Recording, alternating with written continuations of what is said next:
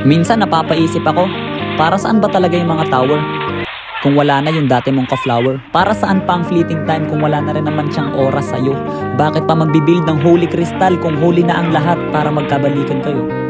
Ano pang silbi ng Blade of Despair kung matagal na siyang nag-disappear? Sayang lang tong Clock of Destiny na to, kasi hindi mo na mababalik ang oras at hindi rin siya ang tadhana mo.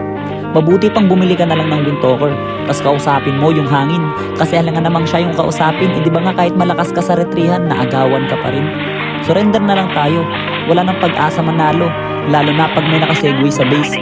Suko na lang kahit sayang yung 3 years, 2 months, and 17 days.